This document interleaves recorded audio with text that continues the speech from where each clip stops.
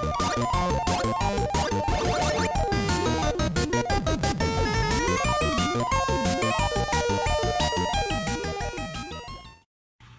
everyone, this is Jeff from the Ozark Mountains in Missouri, USA. Today, we're going to take a look at this. This is the last computer that Clive Sinclair ever produced. In 1986, Sir Clive sold the rights to the Sinclair brand name and its products to Alan Sugar of Amstrad for the princely sum of £5 million. Mr. Sinclair then spun off a new company called Cambridge Computer, and his first product was this, a Cambridge Z88. It is the spiritual successor to the Pandora portable computer project he dreamed of while at Sinclair Research. This is what's affectionately become known as a slab-top computer, where you've got the screen and keyboard all in one unit instead of a hinged-up screen like on a modern laptop. The Z88 was debuted in February of 1987 at the Which Computer Show and then released in August of that same year. Some of the notable features include a high-contrast Super Twist LCD screen, which is really good compared to other LCDs of that same era. It also had a task-switching operating system called Oz and a very unique 3-cartridge mass storage system. In 1989, Cambridge Computers started selling satellite receivers, the type for the small satellite dishes. And by the middle of 1990, facing financial difficulties, they sold the products to SCI for a modest return on the revenue stream. Throughout the 2000s, Sir Clive continued to lose money on various ventures such as an electric bicycle and electric drive systems for bicycles and small electric vehicles. But he never again enjoyed the success that he did earlier. Before we get started, I will announce a contest in this video. At some point during this video, I'll imitate one of my favorite YouTubers, and to enter, you just have to guess who that is and write it in the description down below. The things up for grab are small things that I can reasonably ship internationally. They include things such as a Commodore 64 case saver kit, some Amiga or C128 power connectors, the square DIN type, or a set of 10 double-sided, double-density floppy disk that you can use in an Amiga and other computers of that era. So, watch the video. If you have an idea who it is, write it in the description down below. The first person to guess correctly will win. Good luck. Well, let's get started and tear this thing apart. So here we have our Z88. It's a nice size, just under an inch thick, weighs a little less than a kilogram. It's about the size of a sheet of A4 paper, or roughly letter-sized paper for folks in the US like me. And the LCD is actually quite good. You turn the computer on, it doesn't have a power switch. You turn it on by pressing both shift buttons, and you can see this has a very common problem for anyone that's ever used a Sinclair computer, the keyboard membrane. Sometimes this will turn right on. Other times you can't get it to turn on to save your life. So the idea is you're supposed to press both shift buttons. As you can see, this one no longer wants to cooperate. There is a nice chap in the UK that is reproducing these, and he ran out for a while, but he had some more made, thankfully. And despite the best efforts of the United States Postal Service of pre-opening the package for me, the membrane did arrive unscathed. Yay! So, you can get these from RWAP software at Semi Retro. I will put the link in the description down below. So what we're going to do as part of this repair is swap out this keyboard membrane. Let's have a look at the front here. Now these are for the cartridges, and the first and second can accept a wide variety of cartridges, RAM, ROMs, and the third one is special because it has a built-in EEPROM burner. Yes, you heard me right, an EEPROM burner. You would get cartridge like this, and you could save your data or programs to it. And it even had a little window, so if you had a UV eraser, you could erase it. And I think they may have had a swap type thing where you could send in an old cartridge and they would swap it out with an erased one. And there's also RAM cartridges like this. You could buy, pre-made software on cartridges. It's kind of an interesting idea. We have the screen contrast knob, power jack. This is center negative, like a lot of things were back then, so be wary. And it is also 6.5 volts, which is an odd voltage. Nothing along the back here. And the serial connector. There is some sort of expansion port connector here, but as you can see, that is molded over. You can't get to it. On the back, we have our battery compartment and a kickstand. And it just takes 4 AA batteries, and these are supposed to last. Oops. Oh gosh, they're escaping on me. Let's see if I install the batteries back in, if that'll coax it into starting up again.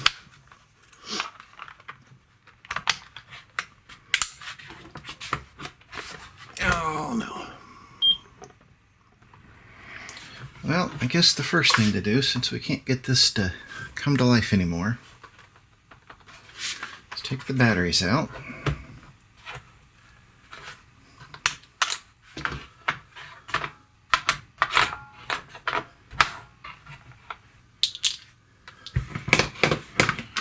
And there are a bunch of Phillips head screws around here. I can tell somebody's been into this before because there's one trapped under the serial number label here. It has already been punctured.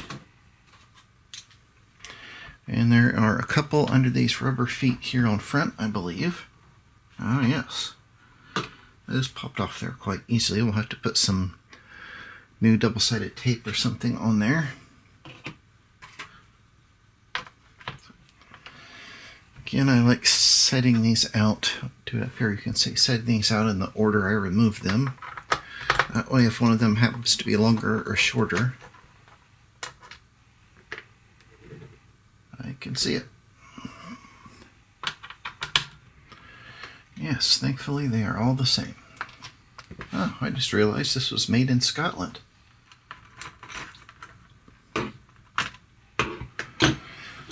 Okay, all the screws are out of there. Oops, I forgot the one hiding under the label. All these screws are the same. As I understand it, oh my goodness, gosh, this thing just came to pieces on its own.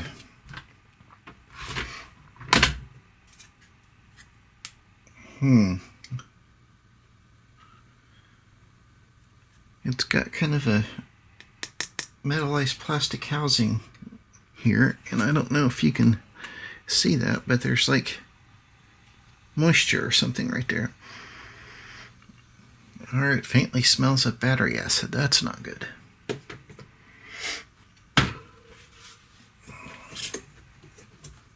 Perhaps it's had some leaking batteries in here at one time. Okay, so we've got, oh yeah, it has had leaking batteries in here. Definitely. Okay, so we should be able to set this keyboard forward like this. There we go, we've got the display off. I found the disassembly instructions on a website, which I'll link to down below. They didn't have pictures, but they had a really good description. And having things like that, those types of resources online, is invaluable. We'll set the display right in there. It's interesting how they have it all encapsulated in plastic. Oh, it's an Epson part. The bottom is kind of a metallized plastic too. Yeah, there's a tiny bit of corrosion And this battery compartment we'll have to clean out of there. And Sinclair's trademark 2 lead membranes. Okay, this whole keyboard has kind of a squidgy feel to it. It's not that awesome. There's a bit of a button here. Looks like maybe when you open this door it pushes the button. We've got the connectors for the cartridges. Got our CMOS Z80 here. Let's say that's the ROM. Some type of support chip. I don't know, maybe the display controller or serial port. Got part of the power supply circuitry here. And I like how they snuck this ferrite bead up here in the corner.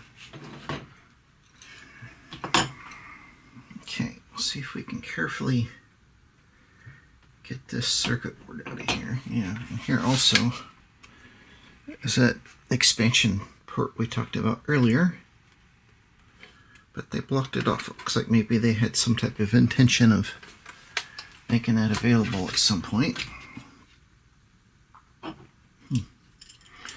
There's some remnants of some rubber squishies on their display. That one is shot. More liquid battery acid in there. You know, it's kind of funny. We always say battery acid, but these little guys are alkaline. They're not acidic.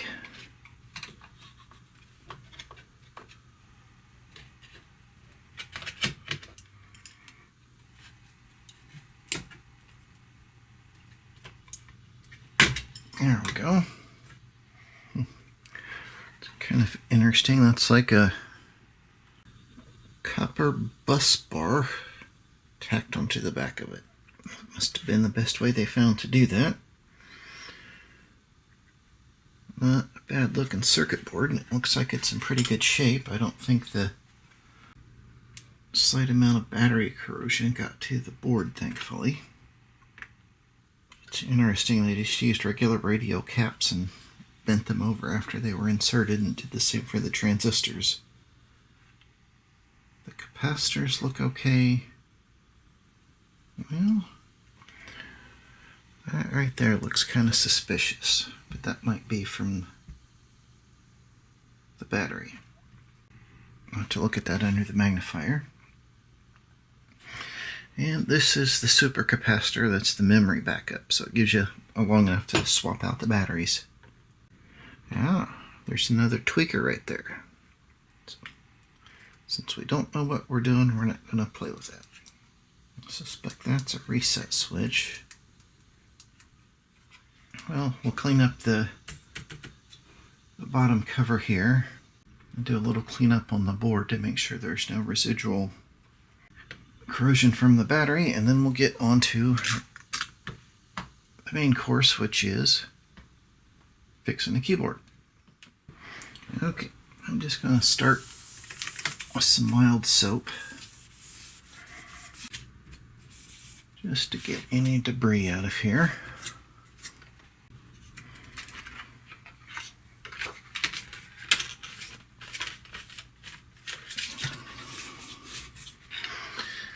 You can see all of this is from the leaking batteries. Some Q-tips and denatured alcohol and get in all these nooks and crannies. Got the case pretty well cleaned up. That wasn't too difficult. Started with some mild soap and then Q-tips and denatured alcohol and all the nooks and crannies. Now I want to try to clean up these battery contacts. And you remember a few videos ago I showed this set of brushes I got from Amazon after seeing the success that Gadget UK had. This one also had this brass brush, which I found works really good for things like corroded battery contacts. Don't know if I can get you a close-up of that or not. These aren't too terribly bad. I just want to make sure that you get all the corrosion worked out of there that you can. Okay, got the loose stuff off of there at least. Okay.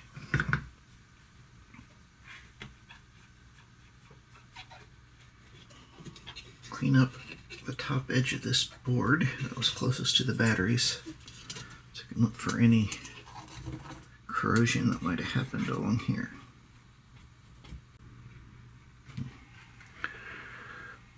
There is a bit of a suspicious trace there that we'll look at. I think I'll take the fiberglass brush. Go over that kind of lightly. Nope. Get my big Charlie Brown head out of the way. Do the same for that trace.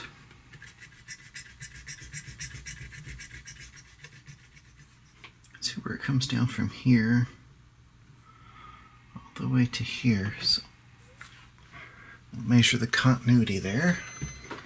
It's got the meter set to beep.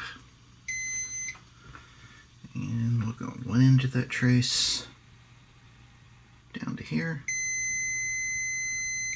Yeah, that's fine. That's just something from the manufacturing. That's not flaking off of there. So let's look at that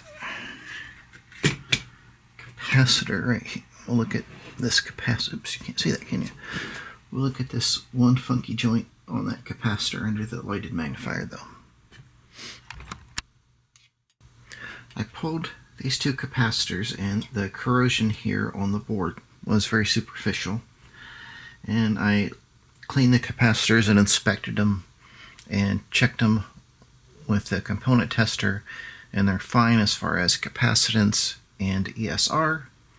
So I think we just had a drip of that battery acid get right there. All the other capacitors look fine.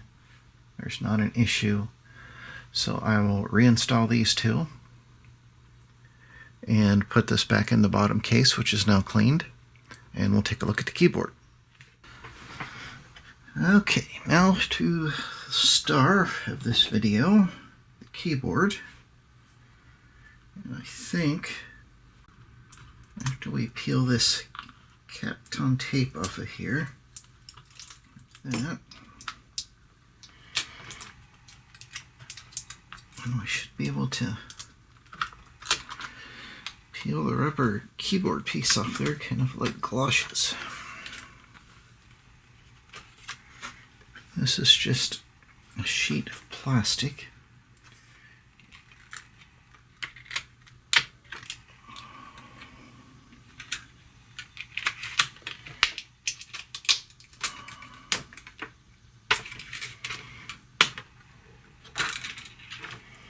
So that just pops in like that. It has some little rubber nibs right here. Get some of that detritus out of there. It says a key mat technology product, international patent applied for. Okay, and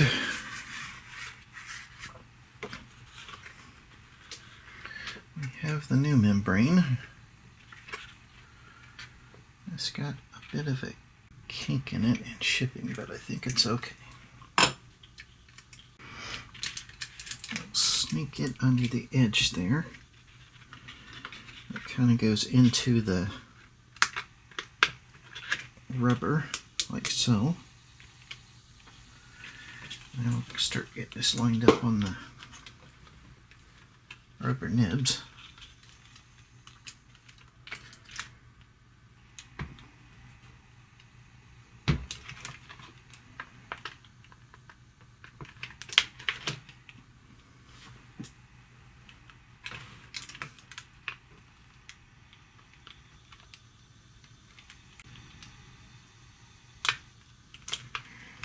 There we go. Those are kind of tricky to get through there. You got to kind of catch it with your nail and flick it. And try not to finger the whole membrane. Okay. Okay, and then this went like this. You've got to kind of slip that into the rubber like so.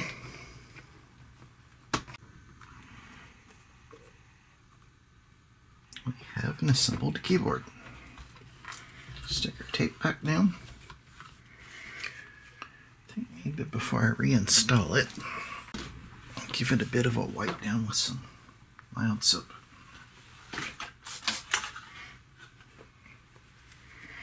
Probably be the best time to do this. Oh. Gotta get those rubber nibs worked up through the surface here.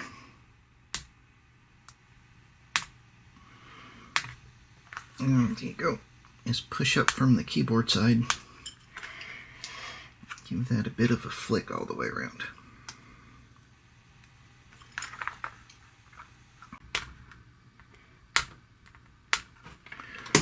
Okay. Hallelujah. Let's get our bottom half back in here. There we go. Set our keyboard down like that. This feels to be thicker material than the original.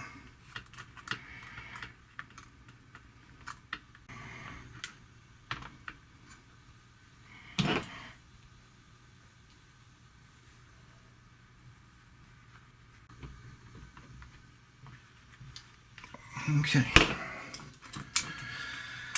that did it. Just use a rag over the jaws of the pliers to coax it up in there. Okay, that's a bit of an unorthodox way to do that, but it worked. And I think we'll set the keyboard up there like so. Okay.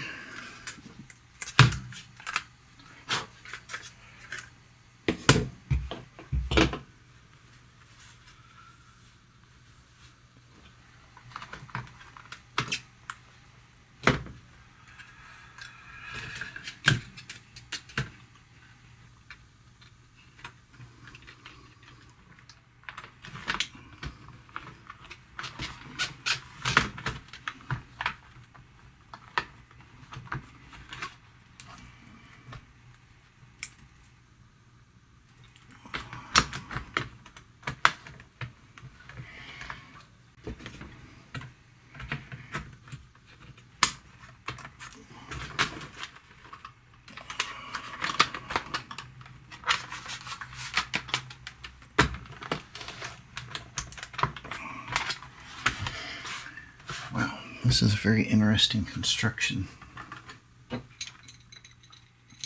Yeah, you can even see an indentation here in the plastic where that expansion connector is. It's like they intended to put a connector there at some point. Okay, the moment of truth.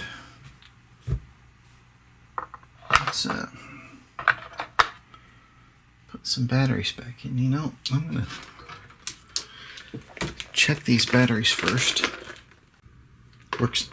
The owner of this unit, the same fellow that owns the work slate, included these batteries in with it, and I'm just assuming they're okay.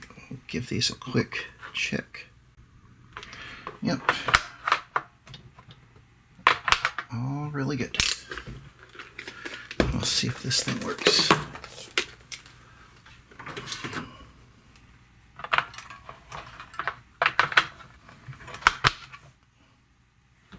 And battery door.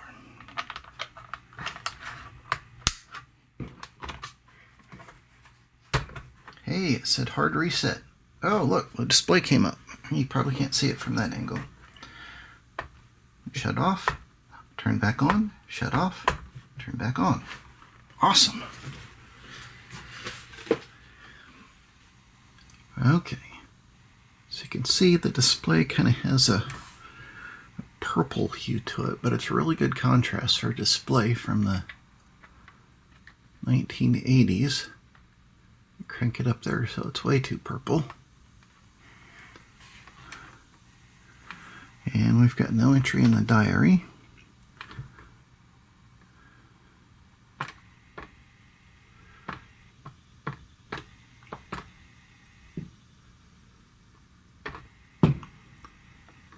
There we go.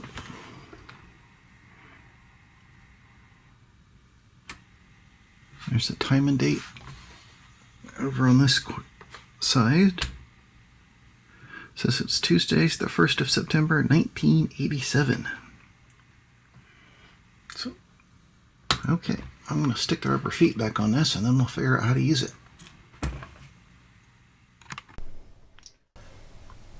I was just having a bit of a chill out time flipping through the owner's manual that the owner was kind enough to print out for me, learning a bit more about how to operate this machine and enjoying my hot beverage. What the freak? How did I get all this freaking painter's tape on my fingernails? That's weird. Anyhow, let me show you what I've learned about running this neat computer. Okay, I'll get you zoomed in here so hopefully you can see the display without too much glare.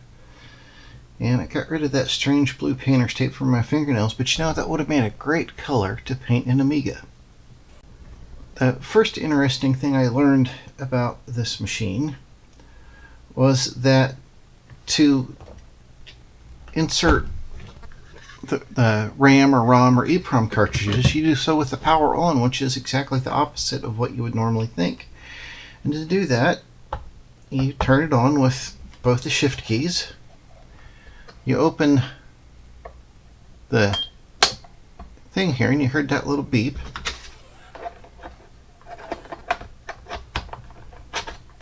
You pop your cartridges in. At least two are 128K of RAM apiece. And this is the EEPROM. Now, I've tried popping the EEPROM in before, but this is the first time I've had the RAM in there, but that really doesn't matter because the RAM is not battery backed up on the cartridge, so it would have been erased. I'm not sure if there's anything on the EEPROM or not. Zoomed in so you can see the display here. You can see I'm in the diary application where I wrote Hey Birt before. And if we go back to the index, oops, I seem to have locked it up.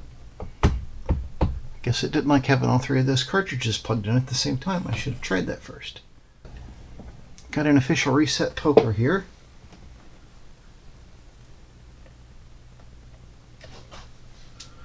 That was a soft reset.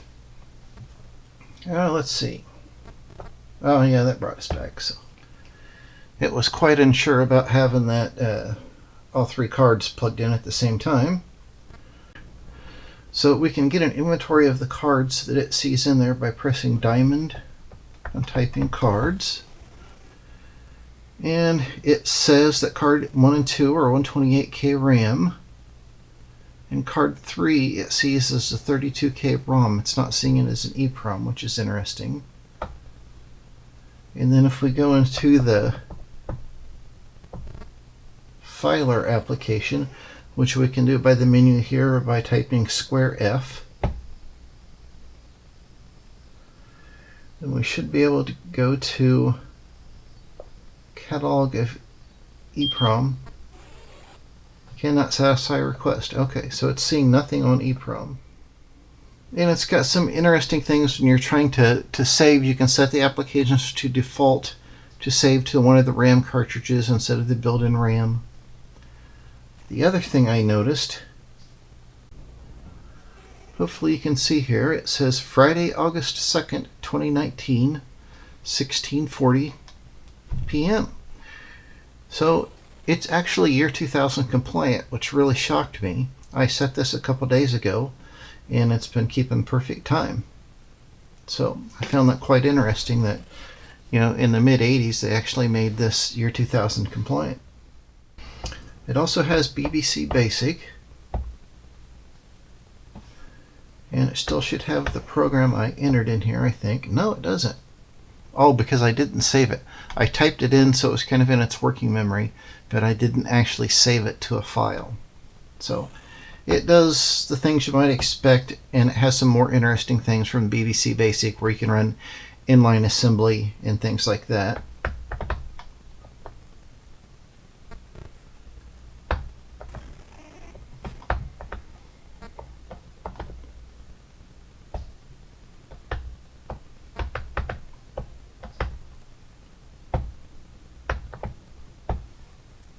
And, we get the obligatory scrolling Hey Birt. You can press escape to break it. And list. The interesting thing is it doesn't have a line editor.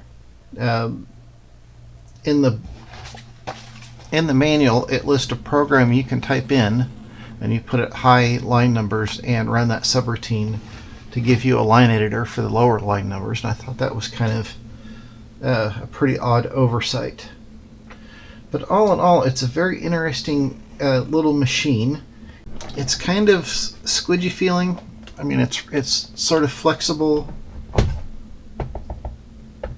The keyboard is okay. It's not awesome. I mean, the keyboard's better than, say, the Work Slate that we looked at a few months ago. It's not nearly as good as Radio Shack Model 100 or the Kyocera equivalent of that. The use of the cartridges was a very interesting idea, and I like it. Having the EEPROM cartridge as a possibility was interesting. I'm not sure how well that would have ever been adapted. The connectivity is rather limited with just the serial port. But all in all, it's not a bad little machine, and the display is actually quite good.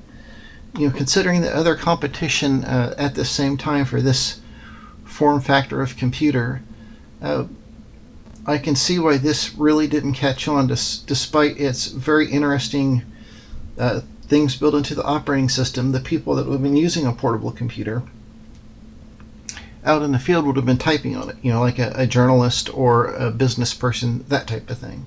They would have been who was buying this.